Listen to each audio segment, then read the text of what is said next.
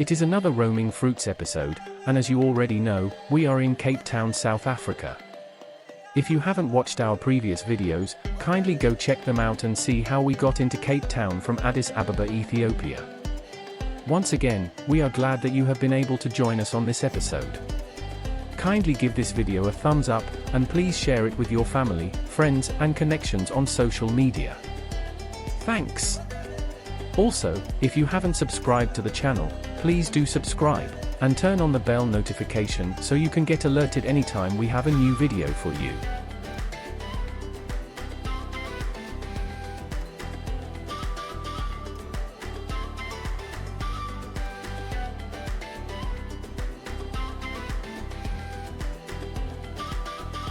We will be roaming the streets of Cape Town in this video. Most people when in Cape Town would go to the most notable streets like the Whale Street Bo-Kaap, which is known for its colorful buildings as well as being vibrant and culturally diverse. The iconic Kloof Street, for its cool infectious vibe as well as a hustle and bustle energy to match. The Church Street, which is found in Tulbagh, one of the Western Cape's most charming towns. Others may even choose to see Victoria Road, which goes all the way behind the glorious Table Mountains. Or the iconic Adderley Street, which runs parallel to St. George's Mall and starts at the foreshore and ends in Government Avenue, an oak tree-lined street, running along the boundary of the Company Gardens. But having been to Cape Town a number of times, we had already seen these spots many times over, so we decided to video a freestyle roaming around the city. We let the wind take us along to wherever.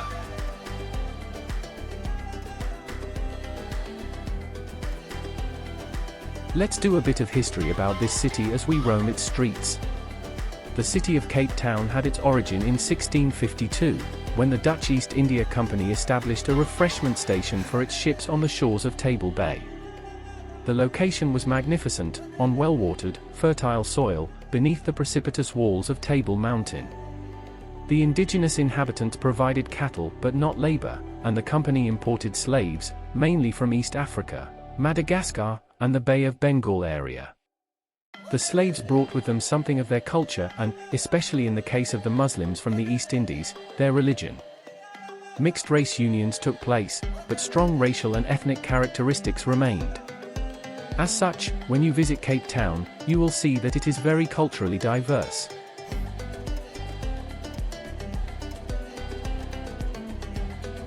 Our roaming brought us to the middle of Long Street. Long Street is a major street located in the City Bowl section of Cape Town. It is famous as a bohemian hangout and the street is lined with many bookstores, various ethnic restaurants and bars. Restaurants include African restaurants such as Zula, and Indian restaurants such as Masala Dosa. The climate of Cape Town is Mediterranean in type. It is locally modified by the mass of Table Mountain and by the cold Bengala Current of the South Atlantic Ocean. The average high temperature is 21 degrees Celsius in January and February, and the average low is 13 degrees Celsius in July, but temperatures are cooler on the mountain slopes and on the coast. Freezing occurs infrequently. On the average, rain falls on 69 days of the year. About half of the 26 inches of annual rainfall occurs between June and August, the southern winter. The amount of rainfall varies with proximity to the mountain, with areas close to the slopes receiving as much as twice the precipitation of areas farther away. The winds, generally strong, come from the northwest in winter and vary from between southeast and southwest in summer. Southerly winds produce a cloud cover over Table Mountain known as the tablecloth. These winds are collectively referred to as the Cape Doctor because they keep air pollution at a low level.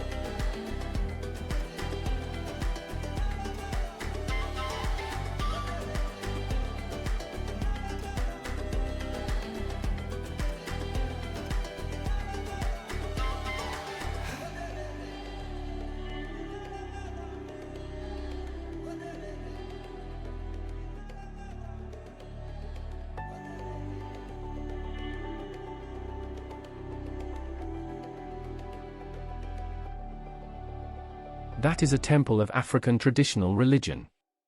How fascinating! The art on the wall is so beautiful.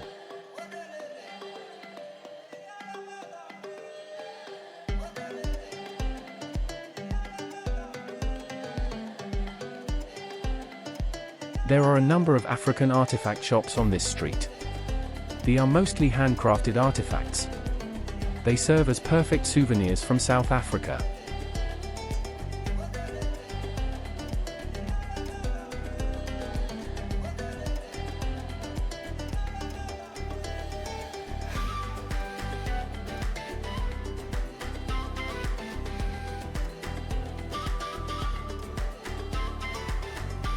Cape Town is a functional modern city with adequate infrastructure. It is largely a safe and peaceful place to live. It is quite a well-planned city. Over the last couple of years, the building of a modern system of freeways has greatly facilitated movement between the city and its suburbs. There has been a considerable increase in population and commercial activity in the southern suburbs, especially in Claremont and Wynberg. Particularly favored residential areas are on the slopes east of Table Mountain and on the slopes of Signal Hill, overlooking Bantry Bay and the beaches of Clifton. Much of Cape Town's early architecture reflected prototypes from the Netherlands that were modified for the region. Characteristics included flat roofs, projecting porches, and distinctive gables.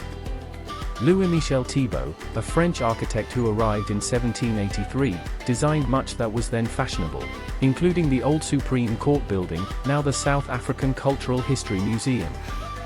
Notable buildings of the period include the Old Town House and the Lutheran Church. Of the original Groot Kerk, Great Church, opened in 1704, only the steeple and vestry remain. The rest was rebuilt in the 1830s.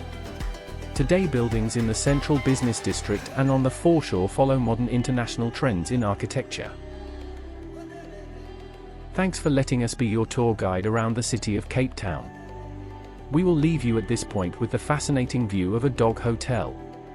This building is a hotel for dogs right here in Cape Town, South Africa.